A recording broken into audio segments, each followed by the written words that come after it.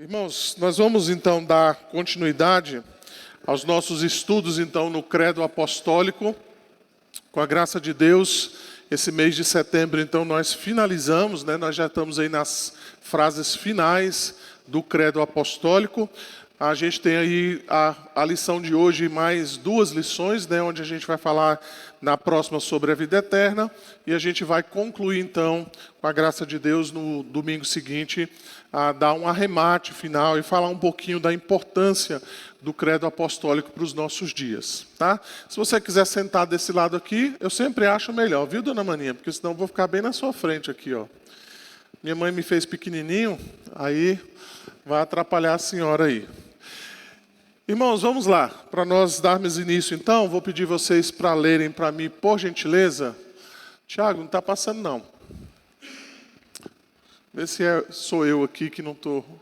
Vou só voltar aqui para a gente ver se está funcionando. Bom, tá ligado.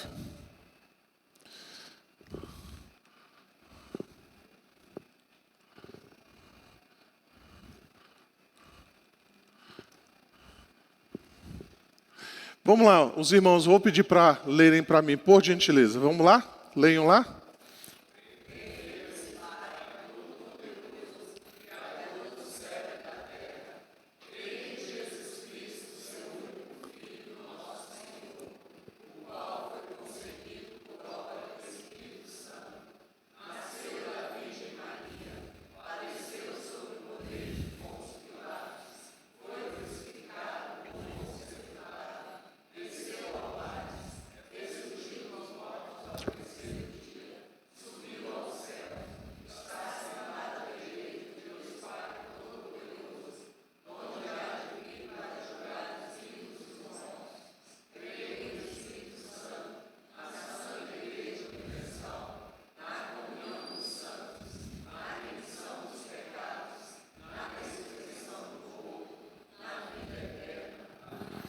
Isso, pode passar aí, Tiago, por favor. Então, nós vamos dar uma olhadinha exatamente nessa expressão, que aparece aí, creio na ressurreição do corpo, tá? Então, primeiramente, já vale a pena aqui a gente mencionar que nós vamos falar exatamente na ressurreição do corpo. Isso quer dizer que a alma permanece viva, tá? Então, o indivíduo, o que significa a morte? A morte é exatamente essa separação momentânea entre o corpo e a alma do indivíduo, ou o espírito, a parte imaterial do homem. Então, a gente vai dar uma olhadinha exatamente nisso, mas aqui vale a pena a gente dizer, então, que o corpo está lá sepultado, então ele está lá aguardando, então, a ressurreição dos mortos, enquanto isso, então, a alma... ela está ou à presença de Deus, ou na presença de Deus, ou já sofrendo tormentos, tá? O que vai acontecer, então, na ressurreição dos mortos? Essas duas partes, então, vão se unir, tá? Então, é isso que a gente vai tentar tratar nessa manhã. Então, a palavra de Deus nos traz essa promessa, Num momento, no abrir e fechar de olhos, ao ressoar da última trombeta, a trombeta soará, os mortos ressuscitarão incorruptíveis e nós seremos transformados. Então, a ressurreição dos mortos, ela não é apenas uma verdade bíblica, mas é uma promessa da qual nós aguardamos ansiosamente, tá? Então, isso deve ficar bem claro aqui para nós. Quais serão os objetivos que eu tenho com relação a esse ensino, Então, é responder essa pergunta. Por que então é útil, nós pensarmos a respeito da ressurreição dos mortos? Embora pareça um assunto assim meio, como é que eu posso dizer, assim, dogmático, apenas teológico, Mas ele tem implicações muito práticas para a nossa vida, inclusive alguns aspectos bem vivenciais que eu quero trazer hoje pela manhã para que os irmãos possam entender essas verdades relacionadas, então, à ressurreição dos mortos, tá? Embora essa doutrina seja uma doutrina cristã, por incrível que pareça, existiam pessoas cristãs que negavam essa doutrina. Você vai encontrar, por exemplo, né, lá em Atos capítulo 17, o verso 32, você vai encontrar então exatamente quando o apóstolo Paulo se encontra ali em Atenas, e você vai ver exatamente alguns daqueles ali que estavam negando a ressurreição dos mortos, né? No verso 32 diz assim: quando ouviram falar da ressurreição de mortos, uns escarneceram e outros disseram: a respeito disso te ouviremos numa outra ocasião. Nos tempos de Jesus, existia um grupo chamado de saduceus, que era um grupo ali entre a religião judaica, né? Você deve já ter visto ali os fariseus e os saduceus, eram grupos que existiam dentro da própria religião judaica, né? E os saduceus, eles não acreditavam na ressurreição dos mortos, né? Embora eles fosse uma doutrina, digamos assim, dentro do judaísmo, uma doutrina muito tranquila, né, para ser entendida, esse grupo de saduceus disse: não vai existir a ressurreição dos mortos, né? E é interessante aqui, abrindo um parênteses, né? E aqui os saduceus, quando eles procuraram o Senhor Jesus Cristo para perguntarem a Jesus a respeito então exatamente sobre essa questão, né, da ressurreição, eles contaram aquela história que você e eu devemos conhecer, né? De que um homem casou com uma mulher, e aí então ele morreu, e aí o irmão então assumiu, esse irmão também morreu, e aí os 7 irmãos casaram com essa mulher, e os 7 então morreram. E aí no final eles perguntam para Jesus, né? No dia da ressurreição dos mortos, com quem essa mulher vai ficar? Veja, era uma pergunta de um grupo que não acreditava na ressurreição dos mortos, né? Então, às vezes, isso acontece conosco também, né? Às vezes a gente quer fazer uma pegadinha com um pastor ou com alguém, né? A gente quer fazer uma pegadinha com Jesus naquilo que a gente nem acredita. Eram os saduceus, né? Queriam pegar Jesus numa doutrina que eles mesmos não acreditavam, né? Lá em 1 Coríntios também, no capítulo 15, você vai ver essa igreja cristã, onde existiam crentes que não acreditavam na ressurreição dos mortos, né? Você vai ver lá 1 Coríntios 15, verso 12, ora, se é corrente pregar que Jesus ressuscitou dentre os mortos, como pois afirmam algum dentre vós. Ou seja, dentro da igreja existiam então pessoas que não acreditavam na ressurreição dos mortos, né? Existia também uma dupla sertaneja chamada Himeneu e Fileto, né, que também pregava que não existia ressurreição dentre os mortos, né? Eram esses 2 indivíduos ali que pregavam o evangelho, e dentro da mensagem deles eles diziam: olha, a ressurreição dos mortos não existe, ela já aconteceu. Né? Então, eles pregavam exatamente isso, né? O que nós vamos perceber, irmãos, que muitas vezes existe na nossa cultura aquilo que Isaías capítulo 22, o verso 13 vai dizer, né? Comamos e bebamos, porque amanhã morreremos. Então, muitas vezes a nossa cultura ela não tem uma perspectiva da ressurreição dos mortos, né? Por isso, então, a necessidade de nós entendermos essa doutrina e como ela se aplica na nossa vida nos dias atuais, tá? Porque se de fato nós negarmos, ou se nós não compreendermos essa doutrina de maneira clara, nós vamos cair exatamente naquilo que Isaías acabou de dizer aqui, né? Comamos e bebamos, porque amanhã morreremos. Ou seja, a esperança da vida é só isso, aproveite, né? Então a gente pode cair exatamente em doutrinas como materialismo e por aí vai, onde nós não temos nenhuma esperança além daquilo que nós vemos hoje, tá? Também só de parte introdutória, a gente vai ver então que a Bíblia ela fala da primeira e da segunda ressurreição, tá? Então só para os irmãos saberem aqui rapidamente, né? A primeira ressurreição é exatamente aquela ressurreição mística e espiritual dos crentes, que é a regeneração, a conversão a Deus. Essa, então, é a primeira ressurreição dentre os mortos, né? Ou seja, nós estávamos mortos em nossos delitos e pecados, e agora, então, nós fomos ressuscitados. Você conhece bem os textos, né? Efésios capítulo 2, verso 5, estando vós mortos em vossos delitos e pecados, ele vos deu vida juntamente com Cristo, pela graça sois salvos. Colossenses capítulo 2, Você vai encontrar isso também no verso 12, tendo sido sepultado juntamente com ele, com Cristo no batismo, no qual igualmente fostes ressuscitados mediante a fé no poder de Deus que o ressuscitou dentre os mortos, tá? Colossenses ainda, Paulo vai dizer no capítulo 3, verso 1, portanto, se fostes ressuscitados juntamente com Cristo, buscai as coisas lá do alto, onde Cristo vive, assentado à direita ou à destra de Deus, tá? Esta, então, é a primeira ressurreição. É a nossa regeneração, né? É a nossa conversão, é o nosso levantar dentre os mortos, tá?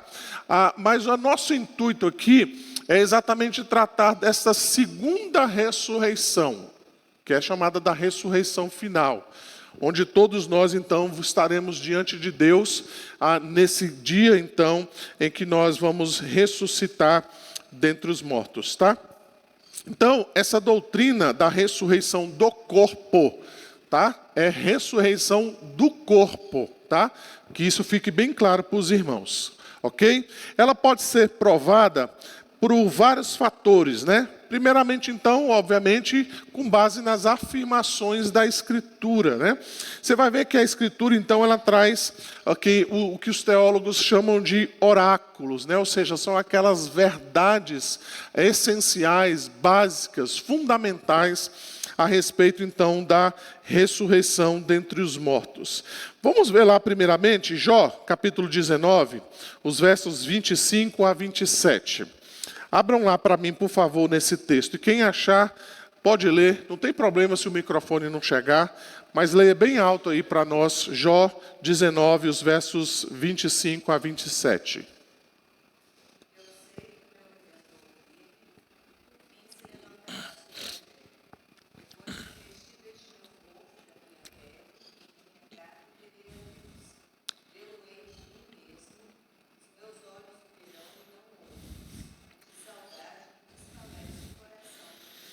Isso, então presta atenção nas expressões que Jó usa.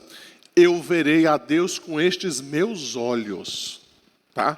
Então ele está falando exatamente de uma questão física. Ele diz, eu verei, os meus próprios olhos verão a Deus. Aqui, irmãos, não cabe interpretação para dizer que é olho espiritual, não, por favor. Tá? Aqui, de fato, ele está dizendo exatamente isso.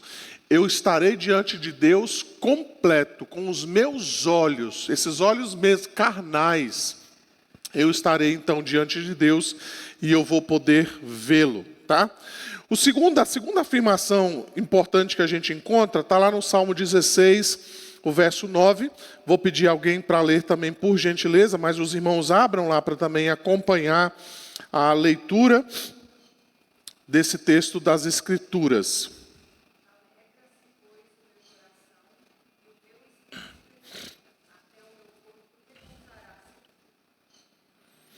Pode ser o verso 10 também, Juliana, por favor.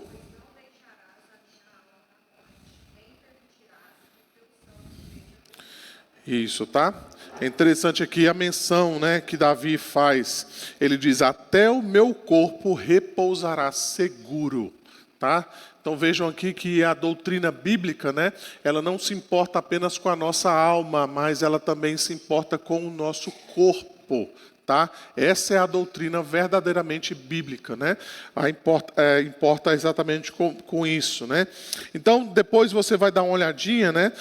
O apóstolo Pedro, então, ele vai usar, inclusive, esse texto aí do Salmo 16, no seu discurso lá em Atos capítulo 2, os versos 26 e 27, ele vai aplicar primeiramente ao próprio Senhor Jesus Cristo, que foi ressuscitado dentre os mortos, né? E o seu corpo não viu corrupção, ou seja, o seu corpo não foi largado lá. Não foi deixado lá, como a gente diria no popular, né? Não foi comido por bicho lá e deteriorou, né?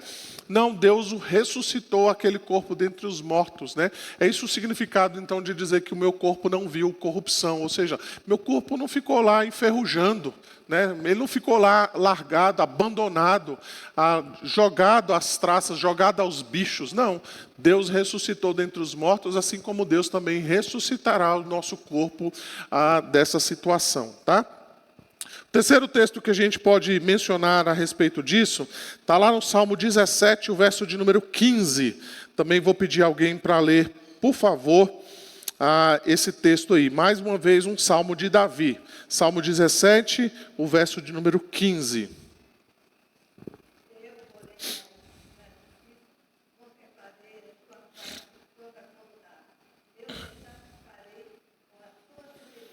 Isso, tá? Então veja aí como Davi menciona, né? Quando acordar, eu me satisfarei com a tua semelhança. Então Davi também esperava o momento da sua ressurreição dentre os mortos, tá? Então o que Davi está dizendo aqui, né? A gente pode fazer até um contraponto, né? De que Davi não tinha esperança nas coisas terrenas, transitórias. Ele não estava de olho naquilo que ele pode experimentar nesta vida. Mas ele está dizendo, olha, vai chegar um momento que de fato eu vou contemplar aquilo que é real, aquilo que é verdadeiro. E isso vai se dar exatamente na ressurreição dentre os mortos, tá? O outro texto também que nós podemos mencionar é Isaías 25, verso 38. Eu vou pedir também para alguém abrir nesse texto e ler para mim, por gentileza. E vou pedir outro irmão ou outra irmã também já para abrir Isaías 26, o verso de número 19. Primeiramente, Isaías 25, 8. Quem achou, pode ler para mim, por favor.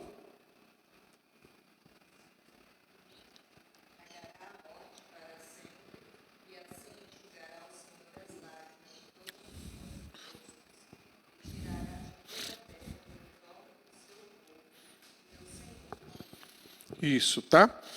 Então veja que o apóstolo Paulo depois ele vai aplicar esse texto de Isaías lá em 1 Coríntios capítulo 15, o verso 54.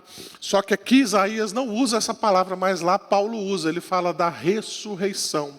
Ele está dizendo, o que Isaías estava dizendo era isso. Nós vamos ressurgir dentre os mortos e Deus então tirará todo o opróbrio do seu povo. Tá? Então vejam, irmãos, que Isaías, mesmo ainda no Antigo Testamento, ele já tinha essa dimensão de que ele aguardava, de fato, a ressurreição dentre os mortos. Tá? E o próximo texto, e o último, é Isaías 26, o verso 19. Também, por favor, quem achou, pode ler para mim, para nós, por gentileza.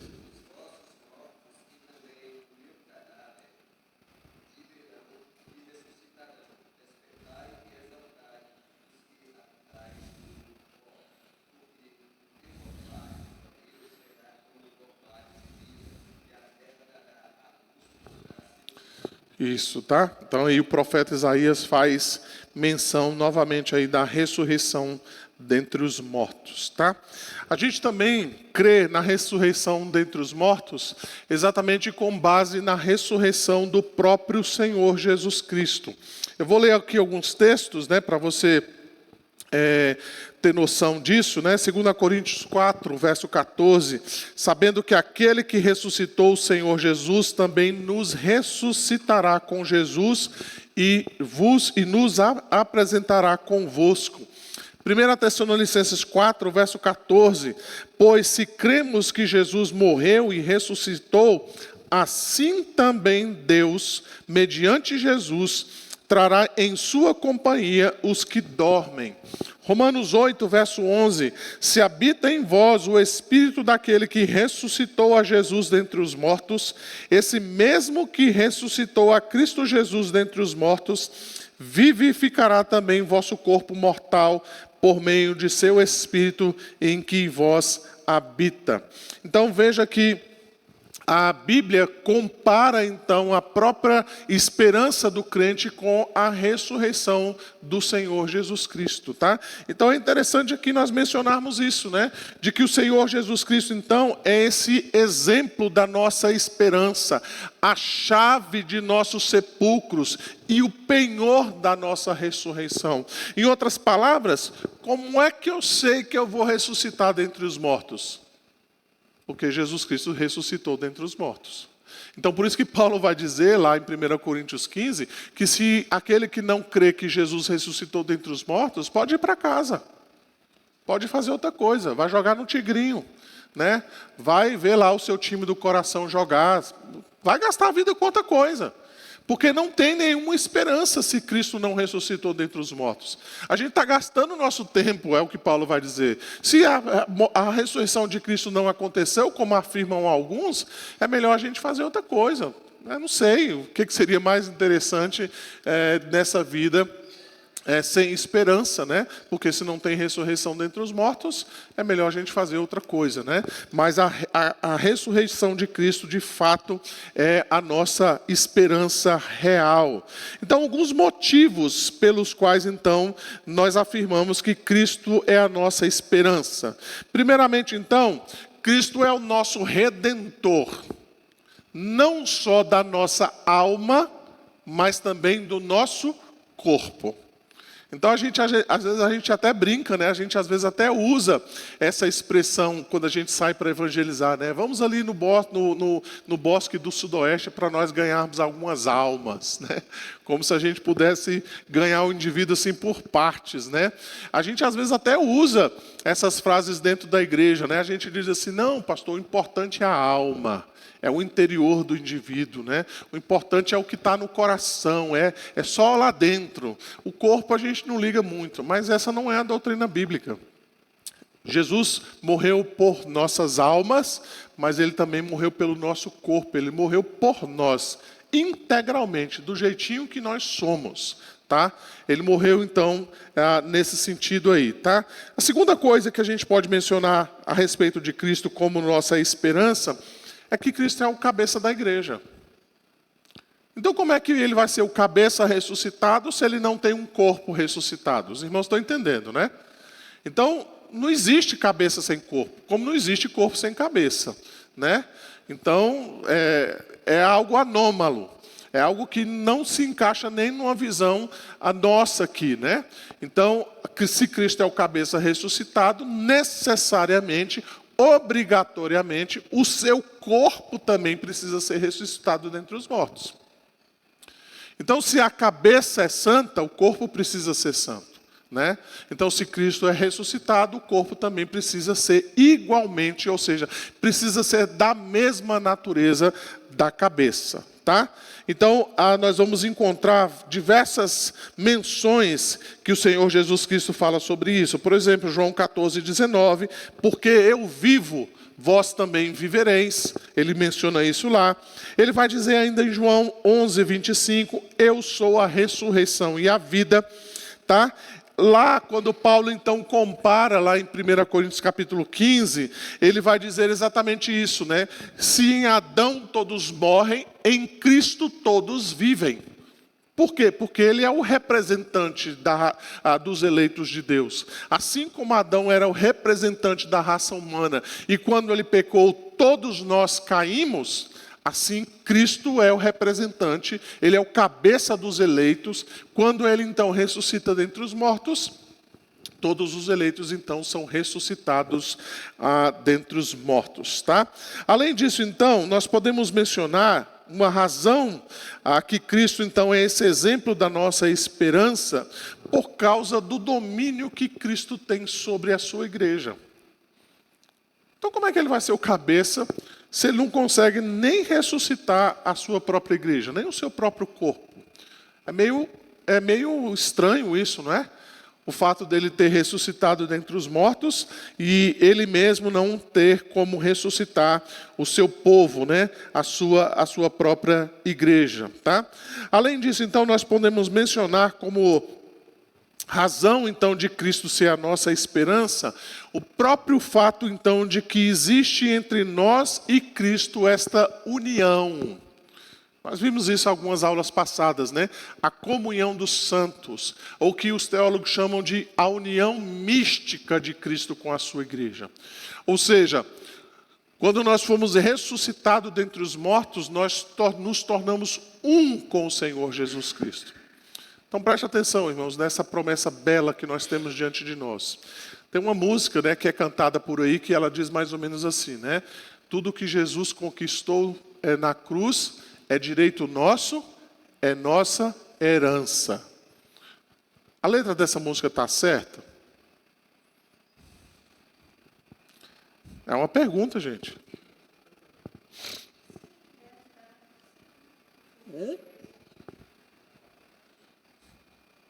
Está certo ou está errado? A dona Joemi falou que está certo. Alguém quer contestar a dona Joemi? Alguém segue o relator? Hã? ela está certa.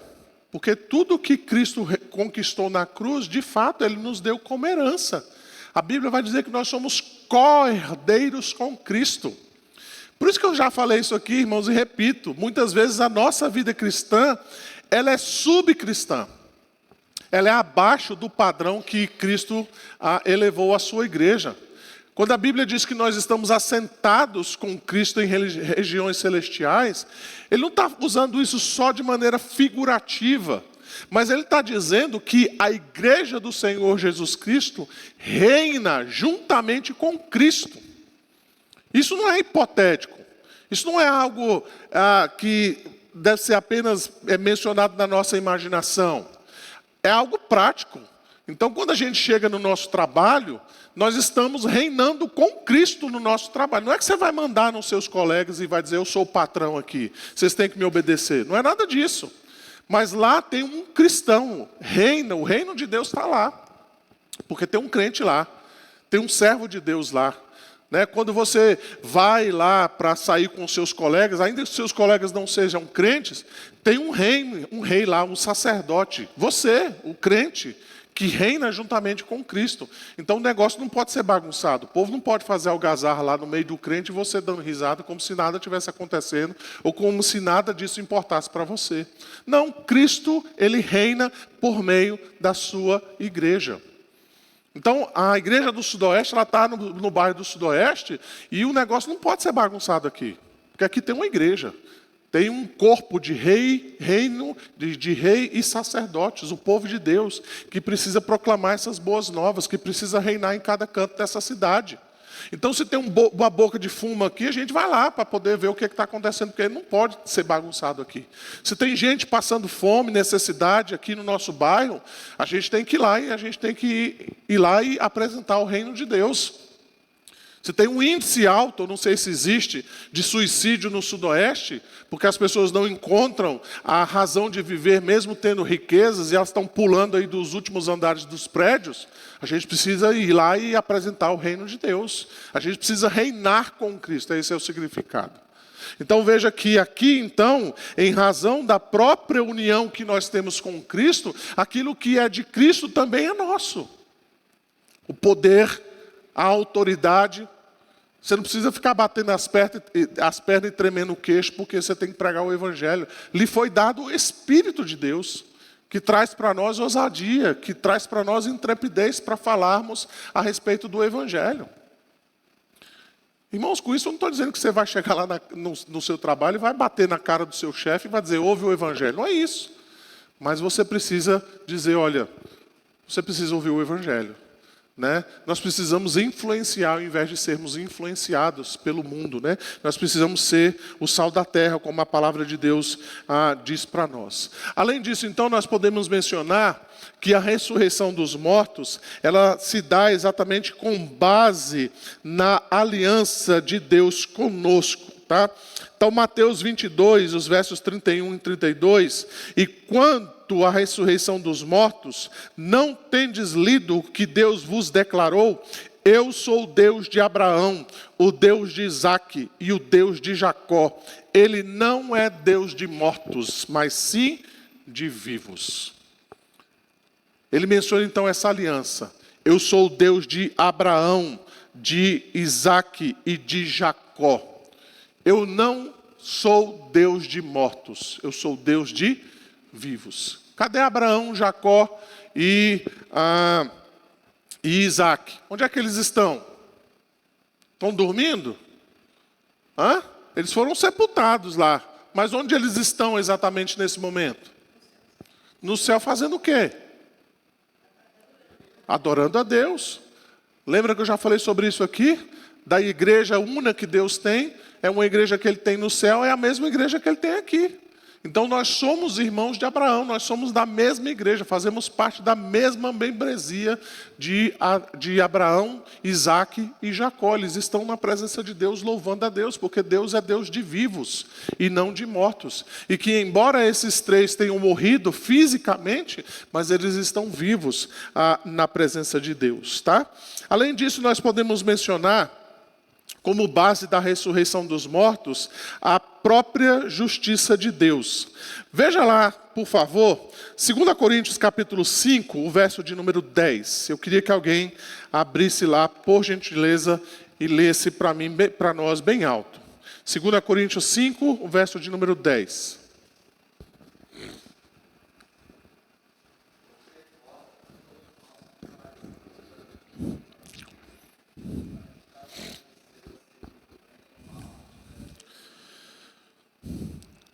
Isso.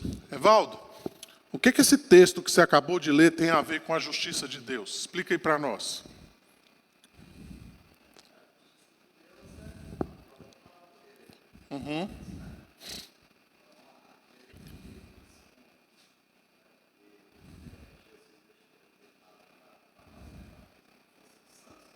Aham.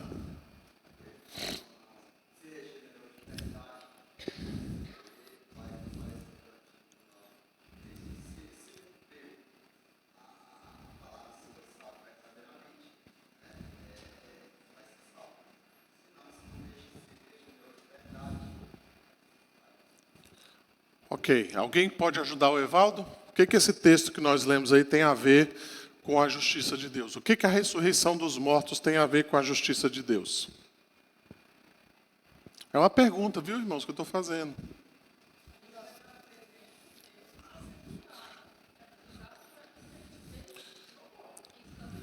Isso.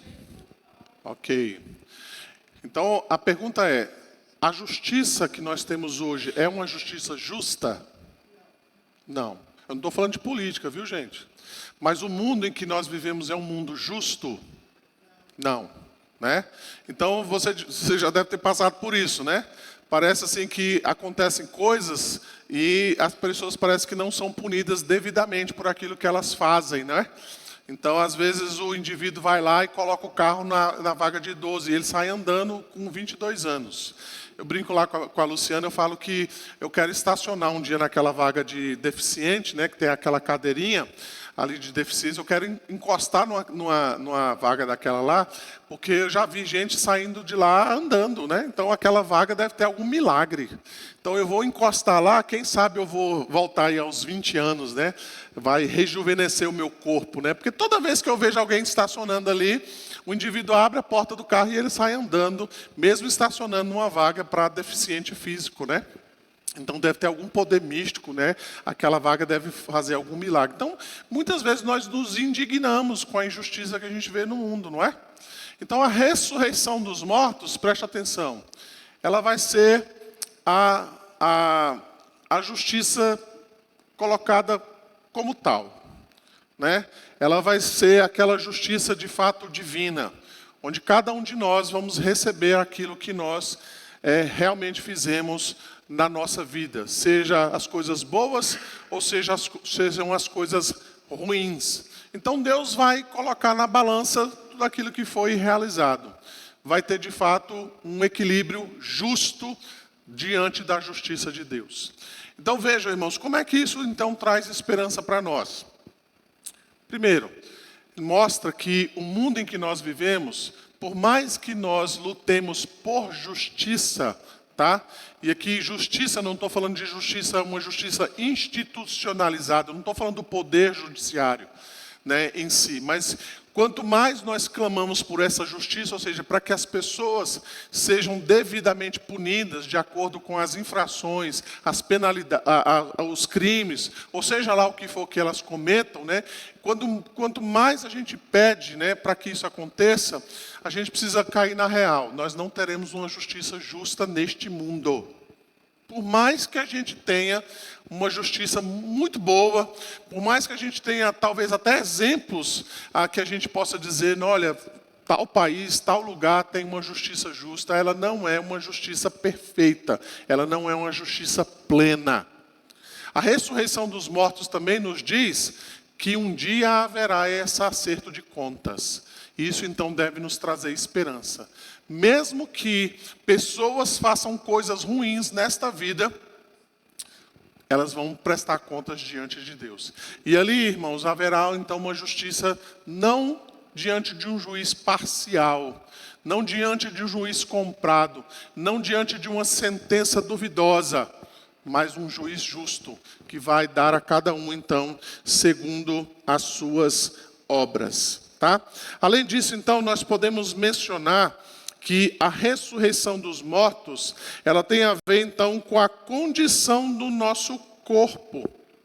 Uma vez, então, que o nosso corpo é o templo do Espírito Santo, o que se espera, então, é que Deus vai resgatar isso. Que Deus, então, vai nos ressuscitar dentre os mortos. Que Deus, então, vai restaurar-nos completamente. Como é que o Espírito Santo pode habitar plenamente num templo como o nosso? Um templo carnal, caído, limitado, cheio de imperfeições. Então, o que se espera é que, pela própria natureza do Espírito Santo, o nosso corpo seja ressuscitado dentre os mortos. E não só isso, irmãos, mas já na era presente, nós já podemos afirmar isso, que o fato de nós sermos templo do Espírito Santo mostra então a importância do nosso corpo. Mostra então a necessidade que nós temos de preservar o nosso corpo. Fala então, inclusive, presta atenção, da santidade do nosso corpo. Tá? Da santidade do nosso corpo. De como nós devemos tratar a nossa carne. Estou falando aqui das coisas do coração. Eu não estou falando que você não é para você não guardar mágoa. Não é isso. Você não deve fazer isso mesmo. Mas eu estou falando de algo exterior, da carne, do nosso corpo, do cuidado que nós devemos ter com os órgãos do nosso corpo, com a nossa alimentação, com a disposição que nós precisamos ter para preservar as nossas condições físicas. A gente pode comparar com as devidas proporções, irmãos, como essa igreja. Você imagina, então, você chegar aqui no culto à noite, aí está faltando uma janela, aí, de repente, a cadeira está rasgada, de repente, o púlpito está todo esfarelando, o pastor chega aqui com a calça rasgada, né? E a camisa furada, aí a sonoplastia não tem um microfone para poder dar para o pastor pregar, o violão está com um furo, com um buraco do violão. Você fala assim, gente, esse negócio não está certo.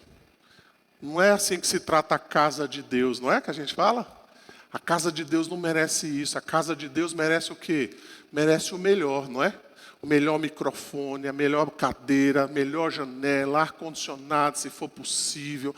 Olha, a gente tem que fazer tudo o melhor, porque é a casa de Deus.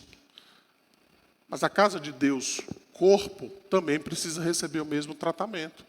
Porque o Espírito Santo de Deus, ele habita em nós. E nós precisamos, então, também cuidar desse templo que o Espírito Santo habita, que é o nosso próprio corpo. Então, isso tem a ver exatamente com esses cuidados que nós estamos mencionando aqui. Tá? Além disso, então, nós podemos mencionar a ressurreição do corpo com base naquilo que a própria palavra de Deus traz para nós. Aí você vai se lembrar, por exemplo, né? Que Elias, o profeta Elias, ele ressuscitou aquele filho da viúva lá de Sarepta, lá em 1 Reis, capítulo 17. Você vai ver também que Eliseu, que sucedeu então Elias, ele ressuscitou o filho da Sunamita, lá em 2 Reis, capítulo 4. Você vai ver também um homem que ressuscitou ao tocar nos ossos de Eliseu, lá em 2 Reis, capítulo 13. Você vai ver também no Novo Testamento exemplos de ressurreição dos mortos. Você vai ver, por exemplo, que a filha de Jairo, ela ergueu-se do leito, lá em Mateus capítulo 9. O mesmo aconteceu com o filho da viúva de Naim, lá em Lucas capítulo 7, o verso de número 15.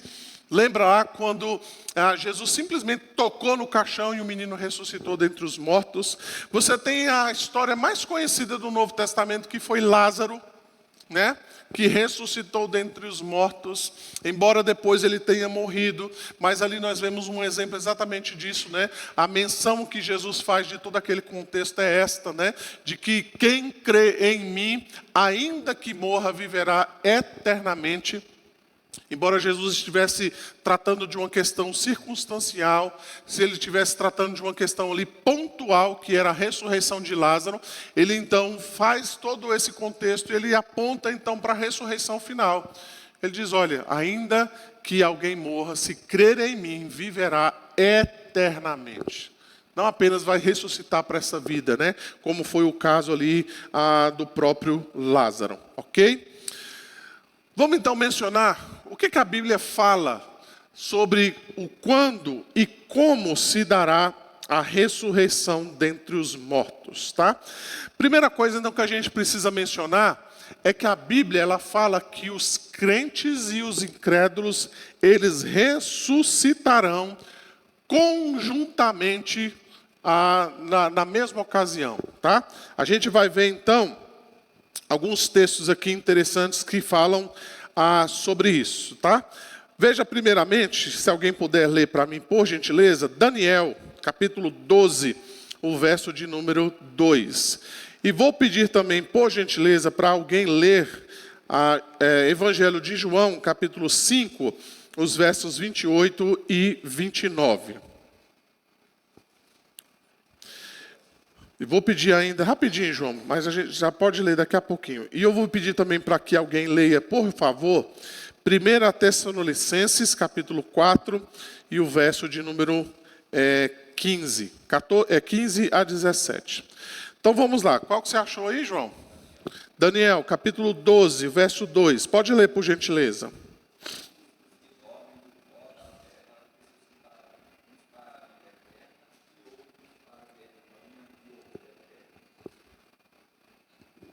Então veja aí, Daniel é considerado um livro apocalíptico, né, no Antigo Testamento. Embora ele seja um livro profético, ele fala muitas questões a respeito do final dos tempos, né? Então veja aí que Daniel fala dessa ressurreição, onde todos nós ressuscitaremos, uns para a vida eterna e outros para a condenação eterna. A gente não vai ter tempo, irmãos, de tratar disso, talvez numa outra ocasião, né? Mas aqui a gente já põe por terra aquela ideia que a gente tem sobre o arrebatamento secreto da igreja, né? De que as pessoas então serão arrebatadas e aí vai ficar o povo aqui. Não, a Bíblia menciona um dia, chamado então de juízo final, o último dia, o dia de juízo, o dia do Senhor, onde todas essas coisas então vão acontecer. A gente vai ter uma ocasião, com a graça de Deus, isso permitido, a gente estudar melhor isso lá no livro do Apocalipse, tá? João capítulo 5, os versos 28 e 29. Quem achou pode ler, por favor.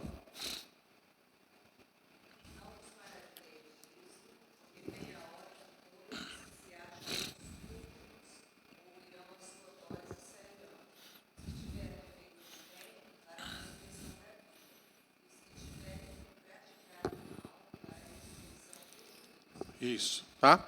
Então presta atenção. Vida eterna, ela vai ter dos dois lados. Embora eu estou fazendo aqui uma menção geral, né? Embora quando a gente fala de vida eterna, a gente está falando de vida com Jesus. Mas no contexto geral, quero que os irmãos entendam, né? A eternidade, talvez seja o melhor, a palavra melhor aqui, né? A eternidade, ela vai acontecer dos dois lados. Eternamente salvo e eternamente condenado, tá? Todos os seres humanos estarão eternamente vivos, uns para a glória eterna e outros para a condenação eterna. Então, irmãos, preste atenção aqui para a gente pensar um pouquinho sobre isso, tá? Assim como a gente pensa no céu, na glória, como algo maravilhoso, algo cheio de prazer, né? Como algo que nós vamos desfrutar eternamente da presença de Deus, né? Eu gostei que a Filomena falou isso ontem, né, Filomena? Ela falando assim, olha, você está ali louvando a Deus, e aí daqui a pouco você vira aqui 1 segundo para o lado de cá, o que você está fazendo?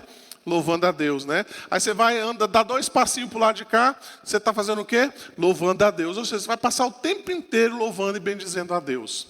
Mas a gente às vezes esquece do lado de lá. E às vezes a gente não pensa que pessoas vão passar a sua vida eternamente em tormentos. Então veja como é urgente, irmãos, a pregação do Evangelho. Veja como é urgente a proclamação das boas novas.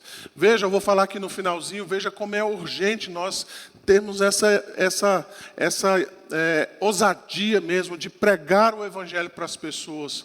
Porque o inferno é algo realmente terrível.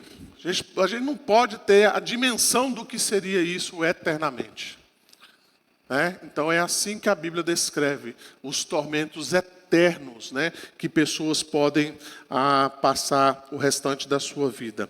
1 Tessalonicenses 4, os versos 15 a 17, a Bíblia também fala a respeito da ocasião onde vai acontecer a ressurreição dos mortos. Quem achou pode ler, por favor.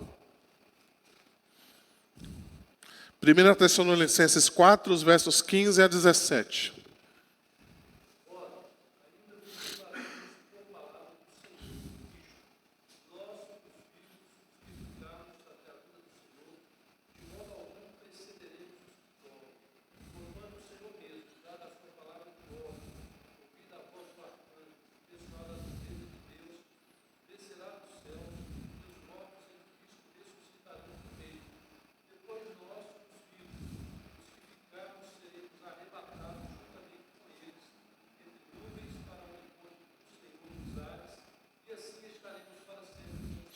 Isso, Paulo ainda vai descrever, né, a Filipenses 3, versos 20 e 21, pois a nossa pátria está nos céus, de onde também aguardamos o Salvador, o Senhor Jesus Cristo, o qual transformará o nosso corpo de humilhação para ser igual ao corpo de sua glória, segundo a eficácia do poder que ele tem de até subordinar a si todas as coisas. Ainda Paulo vai dizer lá em 1 Coríntios 15, verso 23, cada um, porém, por sua própria ordem, Cristo as primícias, depois os que são de Cristo na sua vinda. Então, a vinda de Cristo, eu vou falar um pouquinho disso nas aplicações finais, ela não só dará final a esta vida, né, a esse momento, mas ela dará início, então, à nova vida. Aqueles que fizeram o bem estarão com Cristo, aqueles que fizeram mal, eles estarão em tormentos eternamente. Então veja, irmãos, não tem segunda chance, não tem um arrebatamento secreto, não tem uma terceira vinda de Jesus, é na segunda vinda. A segunda vinda é aquilo que nós aguardamos, e é para ela que nós devemos estar preparados em todos os sentidos, tá? O pastor Anthony Hockman, ele diz o seguinte: o ensino claro da Bíblia é de que na ocasião da volta de Cristo haverá uma ressurreição geral, tanto de crentes como de incrédulos. Após esta ressurreição geral, se seguirá o juízo. Não tem mais nada, fechou. Tá? É isso então que a Bíblia menciona para nós. Além disso, então, nós precisamos mencionar como é que vai ser então o nosso corpo glorificado, tá?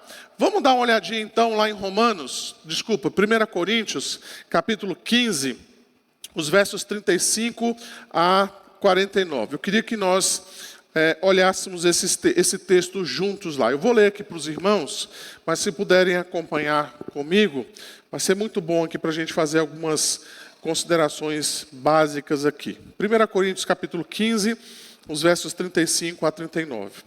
Mas alguém dirá, como ressuscitam os mortos? Em que corpo vêm? Insensato, o que semeia não nasce, se primeiro não morrer. E quando semeais, não semeais o corpo que há de ser, mas o simples grão, como de trigo ou de qualquer outra semente. Mas Deus lhe dará corpo como lhe aprouve dar, e a cada uma das sementes o seu corpo apropriado. Nem toda carne é a mesma, porém uma é a carne dos homens, outras a dos animais, outra a das aves e outra a dos peixes. Também há corpos celestiais e corpos terrestres. E sem dúvida, uma é a glória dos celestiais e outra a dos terrestres. Uma é a glória do sol, outra a glória da lua, e outra a das estrelas, porque até entre estrela e estrela há diferenças de esplendor. Pois assim também a ressurreição dos mortos. Semeia-se o corpo na corrupção, ressuscita-se na incorrupção. Semeia-se em desonra, ressuscita em glória. Semeia-se em fraqueza, ressuscita em poder. Semeia-se corpo natural, ressuscita corpo espiritual. Se há corpo natural, há também corpo espiritual. Pois assim está escrito: o primeiro homem, Adão, foi feito alma vivente. O último Adão, porém, é espírito vivificante. Mas não é o primeiro o espiritual, e sim o natural, depois o espiritual. O primeiro homem, formado da terra, é terreno. O segundo homem é do céu. Como foi o primeiro homem, o terreno, tais são também os demais homens terrenos. E como é o homem celestial, tais também os celestiais. E assim como trouxemos a imagem do que é terreno, devemos trazer também a imagem do celestial, tá?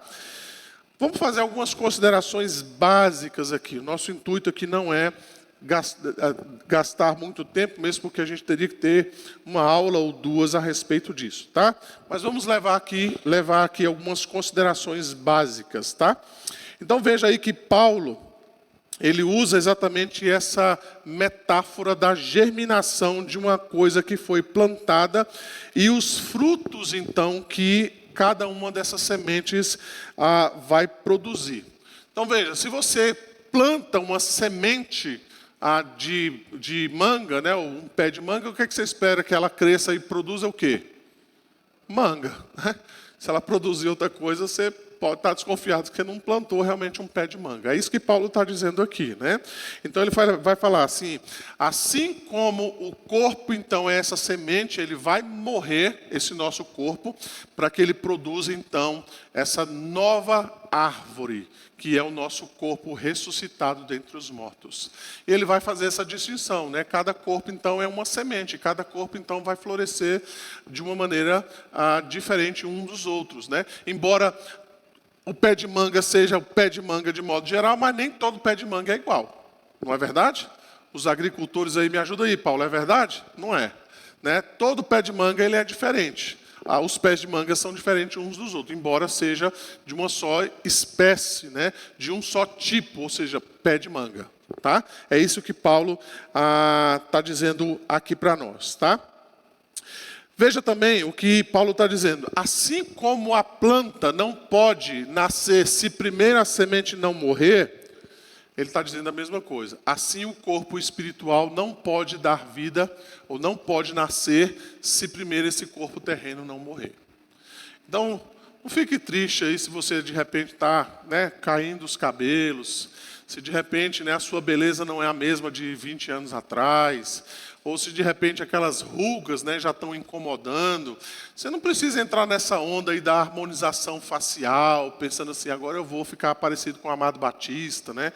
Ou vou ficar parecendo com o Brad Pitt, né? Ou vou ficar de repente parecendo aquela mulher famosa lá da televisão, né? Não, o nosso corpo está entrando mesmo num processo de morte, de deteriorização natural. Assim como a semente precisa morrer também para que ela produza o fruto. Então, envelhecer ou estar nesse processo de morte, ele não é tão ruim como a gente pensa, né? Isso é sinal de que se eu estou morrendo, a minha esperança de vida eterna ela está ficando mais próxima. Né? Ou seja, se eu morrer, ou no dia do meu sepultamento, de fato vai ser ali a semente que está sendo plantada na terra, né? E eu não estou fazendo brincadeira com isso, tá, irmãos? Mas é de fato ali como se estivéssemos plantando ali a semente, aguardando que essa árvore agora possa ressurgir dentre os mortos, tá? É isso que Paulo está mencionando aqui. Mas uma outra questão interessante que o apóstolo menciona aqui é a continuidade que a semente tem com a própria árvore. Então, a semente que você plantou, ela vai produzir aquela árvore, aquele pé de manga lá. Acho que eu estou falando manga porque eu gosto de manga, né? Mas pode ser qualquer árvore, tá? Mas quando você planta aquela semente, ela vai produzir aquela árvore aquela semente vai produzir aquela árvore ali. Ela não vai produzir outra árvore em outro local. Então, aí Paulo está dizendo, assim como o nosso corpo, ele é plantado como uma semente, ele vai ressurgir como essa árvore, mas existe uma continuidade entre uma coisa e outra. Eu não sei se você já teve essa experiência, né, de plantar lá uma semente e 20 anos depois você passou a ter uma árvore lá, e você se lembrar, puxa, fui eu que plantei aquela semente ali. Mas você viu ali aquela continuidade, ou seja, a semente morta deu vida àquela árvore. Assim também o nosso corpo morto, o nosso corpo em enterrado, ele vai de fato ressurgir um novo corpo e vai haver essa continuidade que o apóstolo Paulo menciona aqui.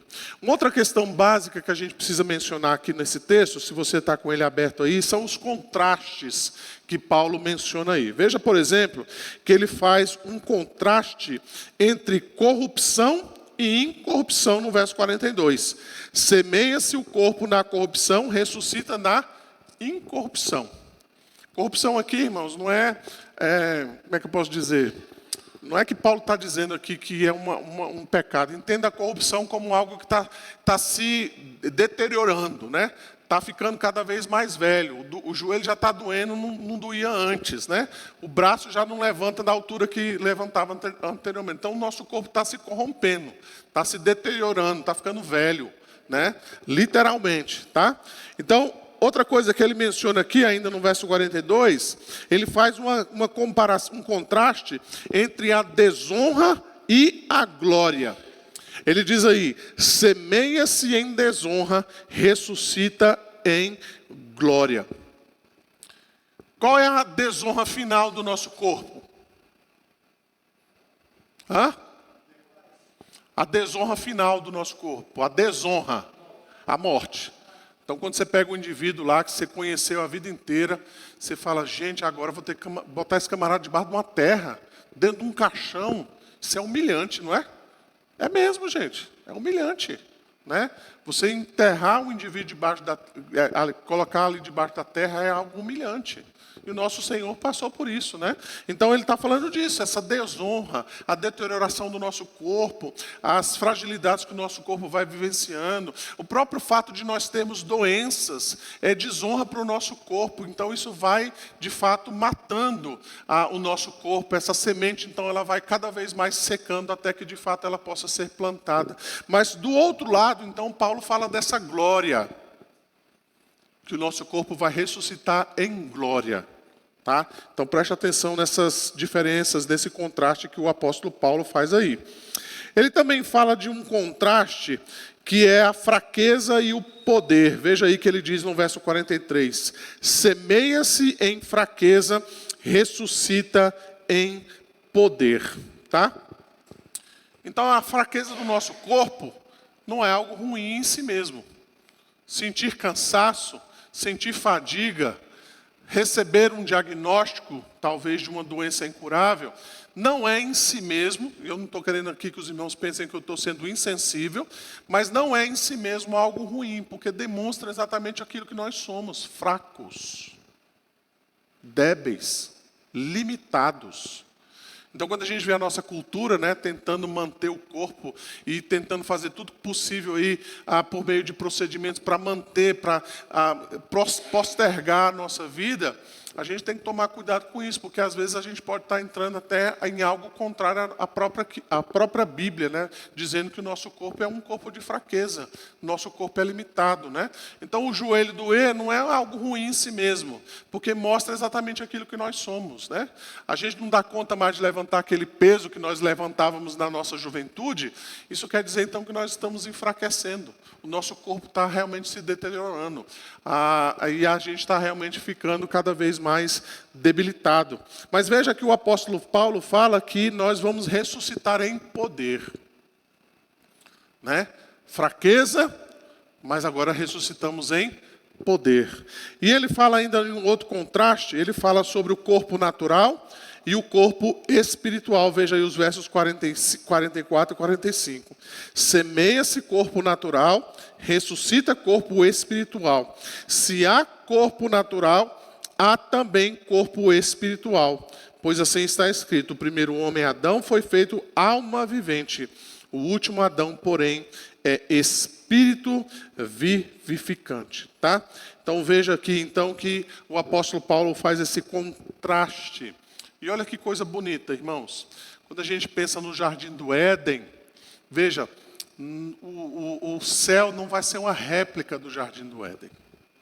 Ele vai ser muito mais do que foi o jardim do Éden. Se a gente costuma dizer, então, que o jardim do Éden é um paraíso, e de fato ele era, mas ele não vai se comparar àquilo que nós teremos na glória eterna. com Cristo. Ele é muito superior.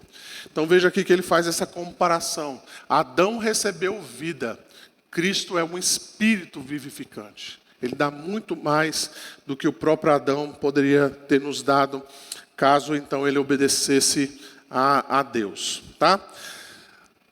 Caminhando então já para o final, a Bíblia então diz que o nosso corpo será semelhante ao corpo de Cristo. Vamos lá, alguns textos que eu quero ler para vocês. Primeiro, o corpo de Cristo foi possível de ser reconhecido. Mateus 28, 9, eis que Jesus veio ao encontro delas e disse, salve, e ela aproximando-se, abraçaram-lhe os pés e o adoraram. Ainda no capítulo 28, versos 17, e quando o viram, o adoraram, mas alguns duvidaram. Então eles olharam e reconheceram que aquele homem ressuscitado dentre os mortos era o mesmo que havia sido sepultado há 3 dias anteriores. Elas não tiveram dúvidas disso. Mas a gente está falando de um Cristo ressuscitado dentre os mortos. O corpo dele, então, era identificável, porque era o mesmo. Ele pôde, de fato, ver, inclusive, essa semelhança, então, entre uma coisa e outra. Tá? Veja também que o corpo de Cristo, ele trazia as próprias marcas da crucificação. Veja lá, Lucas 24, diz assim, mas ele lhes disse, por que estáis perturbados? E por que sobem dúvidas ao vosso coração? Vedes as minhas mãos e os meus pés, que sou eu mesmo. Legal, não é? Cristo ressuscitado lá e falou, está aqui, ó. Vocês estão com dúvida que sou eu? Vocês estão achando que eu sou outra coisa? Vocês estão achando que eu sou um fantasma? Olha aqui as marcas. Pega aqui do lado, você vai ver aqui a marca da lança, né? Olha aqui, sou eu mesmo, não é outra pessoa, né? Então, esse corpo então que Cristo ressuscitou dentre os mortos, tá? A gente também pode mencionar que o corpo de Cristo pode ser apalpado. Ele podia ser tocado, é o texto que nós acabamos de ler aqui em Lucas 24. O próprio Jesus está dizendo, peguem para vocês verem as marcas da crucificação. Então ele pôde ser tocado. Ao mesmo tempo, então, a gente pode mencionar, né, que a Bíblia descreve o corpo de Cristo como sendo um corpo ressurreto dentre os mortos, mas é um corpo que come. Veja, por exemplo, Lucas capítulo 24, os versos 41 a 43, ali então, no verso 42, diz assim, então lhe apresentaram um pedaço de peixe assado e um favo de mel, e ele comeu na presença deles. Cristo já ressuscitado dentre os mortos, tá? Você vai encontrar lá também em João, capítulo 21, veio Jesus, tomou o pão e lhes deu, e de igual modo o peixe. E já era esta a 3ª vez que Jesus se manifestava aos discípulos, depois da ressurreição dos mortos. Então a Bíblia descreve o corpo ressuscitado de Cristo como um corpo que come. Além disso também você vai perceber que a Bíblia descreve o corpo do Senhor Jesus Cristo como um corpo que pode atravessar paredes e até mesmo desaparecer na frente das pessoas. Veja, por exemplo, João capítulo 20, verso 26, passado 8 dias, estavam outra vez ali reunidos os seus discípulos e Tomé com eles, estando as portas trancadas. João deixa isso bem claro, né? Ele descreve isso.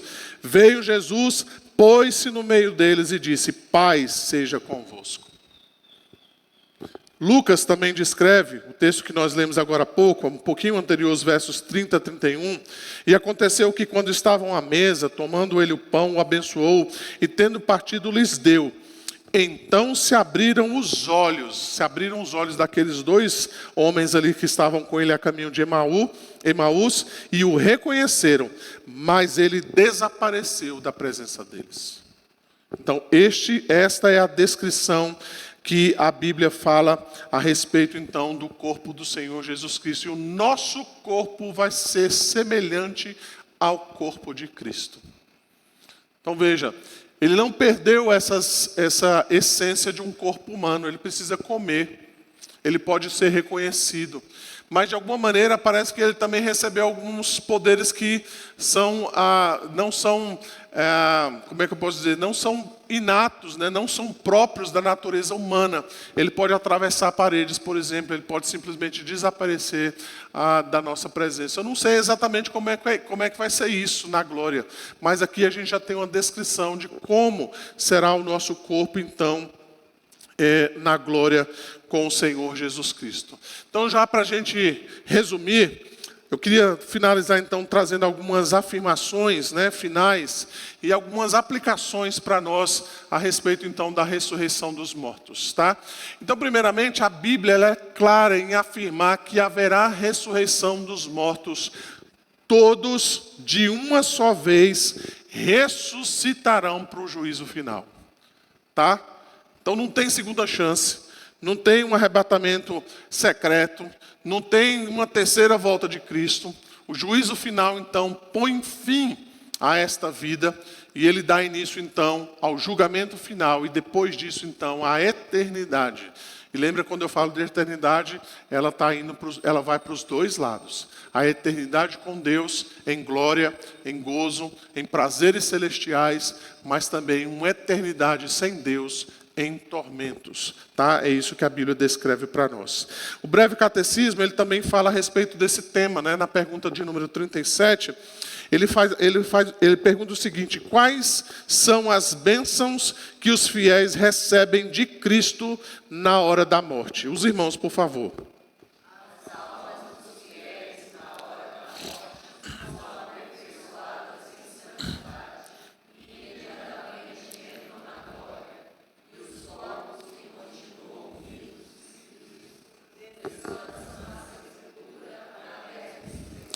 Então ele diz: então ouvi do céu dizendo, escreve, bem-aventurados os mortos que desde agora morrem no Senhor.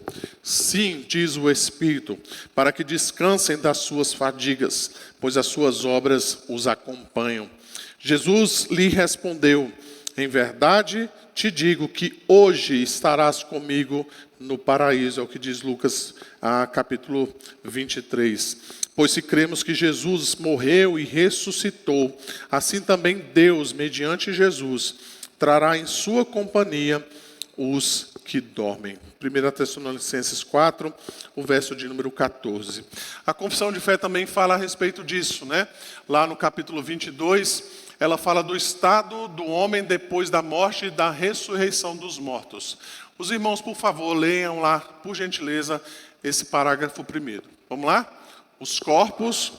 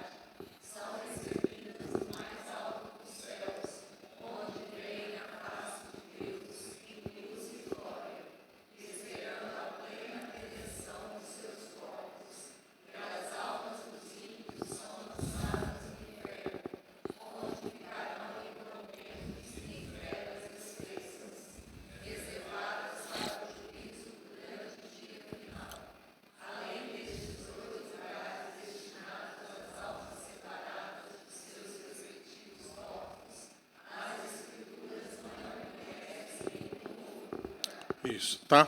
Além disso, então, nós podemos afirmar que o corpo da ressurreição é o mesmo corpo que nós possuímos hoje. Então, se a gente entende que nós somos o templo do Espírito Santo, nós deveríamos cuidar melhor do nosso corpo. Isso quer dizer, irmãos, necessariamente, e tem a ver exatamente com isso, com alimentação, exercícios físicos, disposição, dormir o necessário. Por quê, irmãos? Porque se a gente não cuida do nosso corpo, consequentemente nós não teremos disposição, nem ânimo, nenhum tipo de alegria.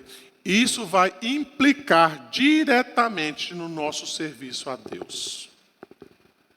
Então, se eu não durmo bem, se eu não me alimento bem, isso não traz consequências só para a minha vida pessoal, mas também para o meu serviço a Deus. Porque a gente chega na igreja cansado, não é? A gente chega na igreja, a gente quer dormir na igreja, né? E parece que o pastor tem o dom de ninar, alguns crentes, né, que dormem o culto inteirinho, né? Eu não conseguia colocar meus filhos para dormir, mas os crentes começam a pregar, eles começam a dormir. Por que muitas vezes isso acontece? Porque a gente não cuida do nosso corpo. Nós estamos exaustos fisicamente. Às vezes o nosso problema de desânimo, irmãos, não é interno, é externo. É o nosso corpo que a gente não cuida, né?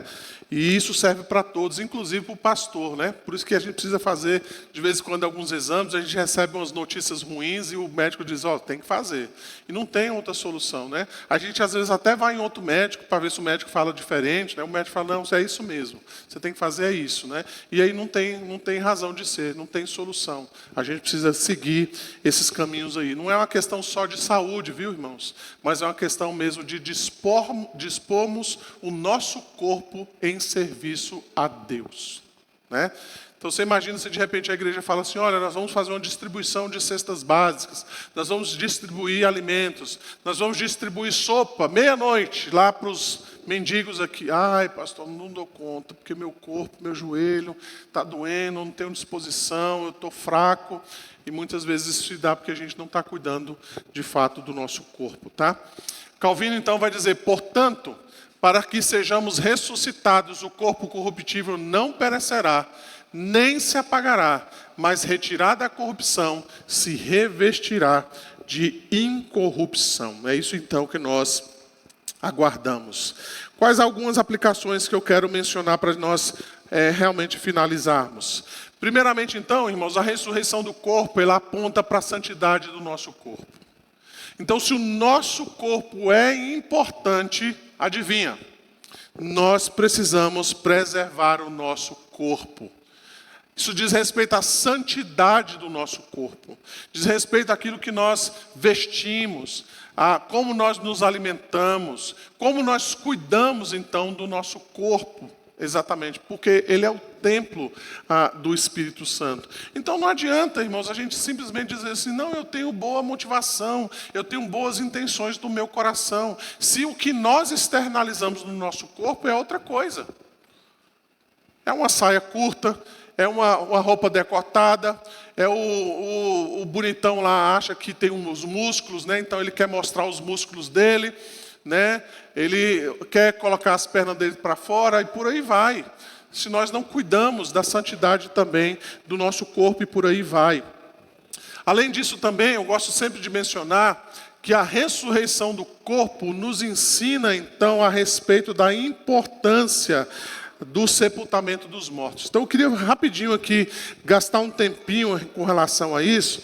Eu sei que às vezes algumas pessoas podem discordar do que eu vou dizer aqui. Inclusive eu tenho amigos pastores que discordam daquilo que eu vou dizer. Mas eu entendo que o sepultamento dos mortos, ele aponta exatamente para essa doutrina da ressurreição dos mortos. Quando um crente, ele opta, não sei por qual motivo, para cremar o corpo de alguém, ou para dizer, não, vamos cremar esse indivíduo, né? A gente já fez ali a cerimônia ali de culto fúnebre, depois a gente simplesmente crema. Eu entendo que isso aponta para exatamente o contrário daquilo que a gente está dizendo aqui. Então eu sei que tem colegas pastores que discordam, isso não tem nada a ver, eu acho que tem tudo a ver. Então a preservação do corpo do indivíduo, ou seja, o sepultamento dele aponta exatamente para isso. Nós estamos aqui sepultando essa pessoa, mas nós aguardamos a ressurreição dos mortos. É um sinal, é uma manifestação dessa doutrina que muitas vezes não é bem compreendida e ela de fato não é muito valorizada. Lembre-se de que Abraão, ele procurou um lugar para sepultar sua esposa Sara, porque ele também aguardava a ressurreição dos mortos. Ele não simplesmente pegou lá e enterrou ela em qualquer lugar, não. Ele falou, eu quero que tenha um lugar onde de fato ela possa ser enterrada.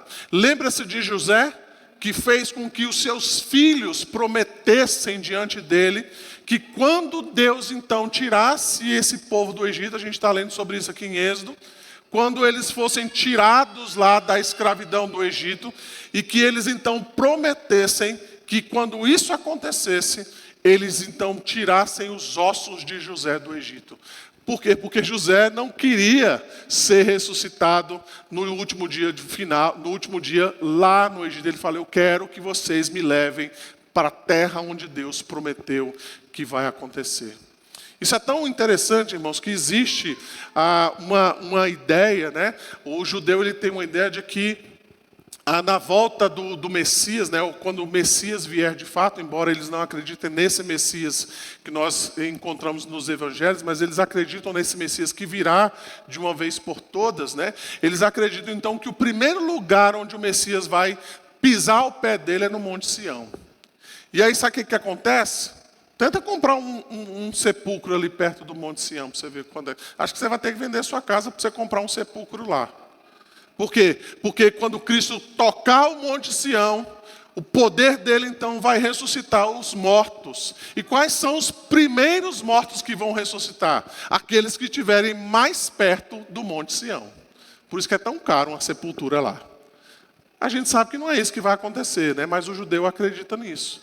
Então veja que essa doutrina da ressurreição dos mortos deveria nos fazer pensar da maneira como nós enterramos os nossos mortos. E não simplesmente achar que não, tanto faz se sepultar, se cremar, isso não tem diferença nenhuma. A Bíblia fala que tem diferença. Porque nós manifestamos a nossa doutrina quando nós sepultamos os nossos mortos da maneira então que nós preservamos o corpo dele e fazemos a maneira como fazemos. Quando nós simplesmente cremamos e dizemos, não, crema aí porque o corpo não vale absolutamente nada, eu não me importo com isso, né? Nós estamos passando uma mensagem então a respeito da ressurreição dos mortos, tá? A ressurreição dos mortos também nos ensina a respeito então do nosso encontro pessoal com Cristo no dia do juízo final. Todos nós estaremos diante de Deus no dia do juízo final. E será um encontro pessoal. Então não adianta você levar a carteirinha dizendo que era membro da igreja com a foto lá e minha assinatura. Dizendo, não, eu era ovelha do pastor Ricardo lá, ó, aqui a carteirinha que ele me deu. É um encontro pessoal. Não vai ser um encontro da IPSW, vai ser um encontro de cada membro da IPSW, cada um de nós. Não vai ser um julgamento por lote. Não vai ser um julgamento por faixa etária. Não vai ser um julgamento por região, onde é que você morou, coisa dessa natureza. Vai ser um julgamento pessoal, onde nós nos encontraremos com o Senhor Jesus Cristo. Além disso, também nós podemos mencionar que a doutrina da ressurreição dos mortos, ela põe fim, de uma vez por todas, sobre qualquer ideia de reencarnação ou de purgatório. É o dia do juízo final. Ponto. Não tem mais nada depois disso. Não tem purgatório, não tem reencarnação. Nós estamos, de fato, aguardando o dia do juízo final. Só para nós, então, finalizarmos, esse autor, então, o Gary Crepton, ele diz o seguinte: a Bíblia é clara no ensino de que todos os homens continuarão a existir para sempre. A questão é, onde a pessoa passará o estado eterno? No céu ou no inferno? É uma pergunta que nós podemos fazer a cada um de nós. Certamente isso deve trazer reflexão à nossa vida e deve trazer reflexões também sobre a nossa missão, sobre como nós, de fato, estamos preocupados com o destino eterno daquelas pessoas que estão ao nosso redor. Aquelas pessoas que ainda não conhecem a Cristo. Irmãos, não vai ter outro meio. Não tem outro caminho. Não tem outra circunstância. Não tem meio termo. O que a Bíblia descreve para nós são dois caminhos bem claros, onde nós passaremos a eternidade com Cristo ou a eternidade em tormentos. E isso deve despertar o nosso ânimo missional. em fazer com que pessoas que ainda não conhecem a Cristo possam, de fato, conhecer o caminho da salvação. Eu não estou dizendo que elas vão ser salvas, mas é nossa missão apresentar o Evangelho a essas pessoas, a fim de que elas possam, de fato, desfrutar da graça bendita de Deus. Irmãos, nós estamos com o nosso tempo um pouquinho avançado, mas eu posso abrir aí 5 minutinhos para que os irmãos possam fazer alguma pergunta ou alguma consideração aqui para nós encerrarmos, tá? Mas rapidinho, tá? Porque já passou um pouquinho do tempo.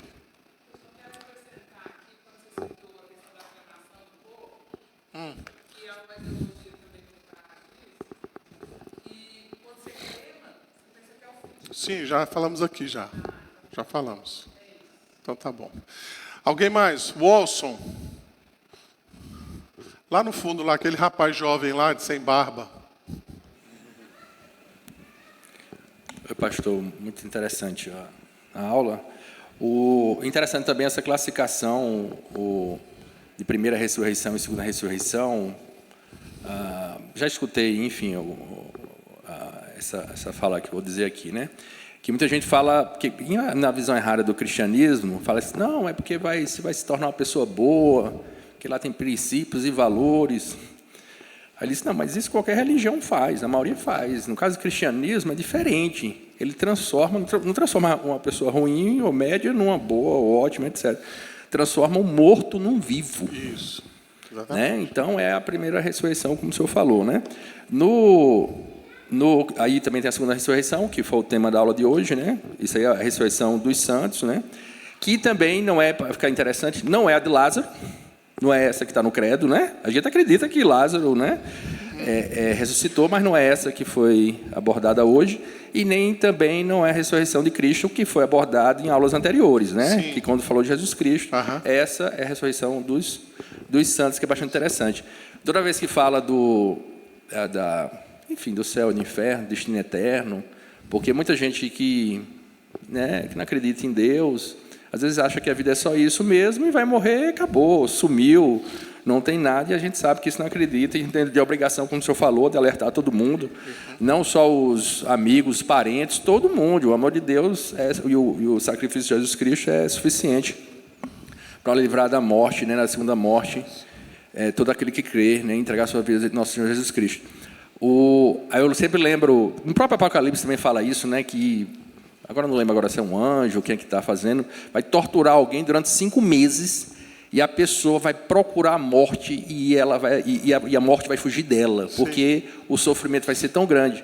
E outro que é bastante famoso, e esse é bastante interessante, talvez não cause muito impacto para a gente, porque graças a Deus aqui todo mundo é crente, né, cristão, e é o sermão lá do Jonathan Edwards, né? Pecadores na mão de um Deus irado, que é interessante que ele ali foi o segundo, ele já tinha feito aquele mesmo sermão, fez na igreja, todo mundo escutou, beleza, mas quando ele fez na igreja, que ele foi convidado, e muita gente ali que não era crente, e lá o sermão é muito impactante, né? São 50 minutos de sermão, aí tem lá que é muito interessante, que diz o seguinte, a pessoa vai sofrer tanto, você já não aguenta mais, lá o corpo e a alma sofrendo, e aquilo ali é só um ponto, quando você olha, tem uma reta na frente que é a eternidade, imagine, né? Isso é real, né? Muita gente, a gente até em alguns momentos, né, que está menos espiritual esquece disso, mas a gente tem que lembrar sempre, isso é real, né? A vida não é só essa que está aqui não, o seu corpo, você vai sofrer com corpo e alma no inferno, aqueles que não foram predestinados, e a gente tem a obrigação aí de dedicar nossa vida a Cristo e alertar a todos, né, que o sangue de Cristo tem poder para salvar todo aquele que crê e entregar sua vida a Ele. Se a gente pudesse comparar assim, só para a gente finalizar, se de repente você recebesse aqui, eu viesse aqui hoje de manhã e falasse assim para você, irmãos, olha, essa noite, depois da palestra da Filomena, Deus me revelou, viu, Filomena, que nós vamos passar um momento de muita escassez e doença. E isso vai começar no dia 1º de janeiro de 2026. Então, meus irmãos, vamos nos preparar para isso. O que você ia fazer quando você saísse daqui? Agora eu vou começar a estocar comida, água, vou vender meu carro, minha casa, vou fazer um bunker lá, vou me proteger de todas as maneiras possíveis. Quem tiver condições, né, pode até pensar assim, eu vou sair do país, quando esse negócio passar eu volto. E se você recebesse esse aviso de um perigo iminente, né, no início do ano de 2026, você ia sair daqui preparado, você ia avisar seus irmãos, seu pai, sua mãe, né, quem tem pai idosos como o meu, como os meus, né, ia fazer de tudo para, de repente, a gente protegê-los, guardá-los, ia fazer o possível para que, quando chegasse no dia 1º de janeiro, que viesse, então, esse momento de problemas, né, de escassez, de doença, a gente tivesse preparado. E nós íamos avisar o maior número de pessoas que nós pudéssemos, para que essas pessoas também pudessem ter a oportunidade de se preparar. Talvez foi isso que aconteceu na pandemia, né? Nós fomos pegos de surpresas, e aí a gente viu o estrago que isso aconteceu. Mas nós não pensamos nisso quando nós falamos de uma doutrina como essa. As pessoas estão ao nosso redor sem Cristo. E a gente sabe que essa pessoa, a qualquer momento, ela pode ser chamada e ela vai passar a eternidade sem Deus, sem Cristo, em tormentos. E muitas vezes nós não nos preocupamos em avisá-las, em dizer para elas, cuidado, Jesus está voltando, arrependa-se e deixe com que o Senhor seja o dono da sua vida. Essas pessoas estão ao nosso lado. Elas convivem conosco, nós conversamos com elas sobre tudo que você imaginar, mas nós não nos preocupamos em anunciar o Evangelho para elas. E o Evangelho inclui isso aí, viu, irmãos? O juízo final. O Evangelho inclui que aquele que não crê será condenado. Que Deus possa despertar nessa manhã o nosso compromisso missional de sermos realmente pessoas, irmãos em Cristo, que estão dispostos a pregar o Evangelho àqueles que ainda não conhecem o Evangelho, a fim de que eles tenham a oportunidade. Não estou dizendo que eles vão se converter. Não estou dizendo que se você der o aviso lá da seca, que vai acontecer no dia 1º de janeiro, todo mundo vai se preparar. Talvez alguém vai dizer assim, esse cara está doido, foi o pastor da igreja dela que disse isso, ele está maluco. Vou nada, vou continuar vivendo a minha vida. E vai vir, ia vir a seca e ele ia ser devastado. Não estou dizendo que toda pessoa que você vai pregar o Evangelho vai se converter ao Evangelho, mas elas precisam ser avisadas. E cabe a nós, como igreja do Senhor Jesus, fazer isso. Não tem outro meio, né? Cabe a nós, cada um de nós, como cristãos. Vamos só ouvir aqui, Tiago, esse último slide tem uma música aí, enquanto nós ouvimos aqui o credo.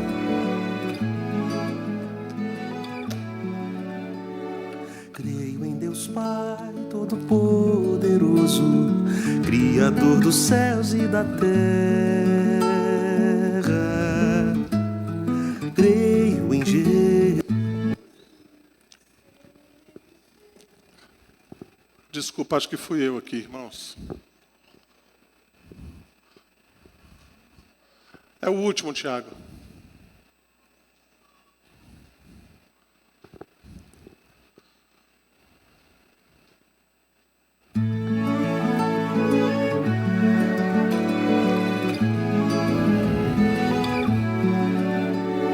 Creio em Deus Pai Todo-Poderoso, Criador dos céus e da terra. Creio em Jesus Cristo, seu único Filho, nosso Senhor, o qual foi concebido por obra do Espírito Santo e nasceu da Virgem Maria. Padeceu sob o poder de Pôncio Pilatos, foi crucificado, morto e sepultado, desceu em Hades,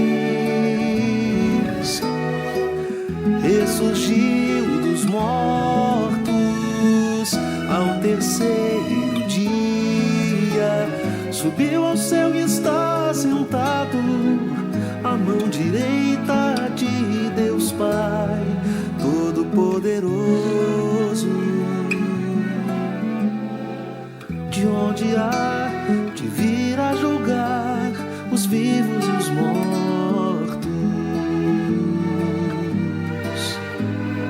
Creio Santo, na Santa Igreja Universal, na comunhão dos santos, na remissão dos pecados, na ressurreição do corpo, na vida eterna. Amém.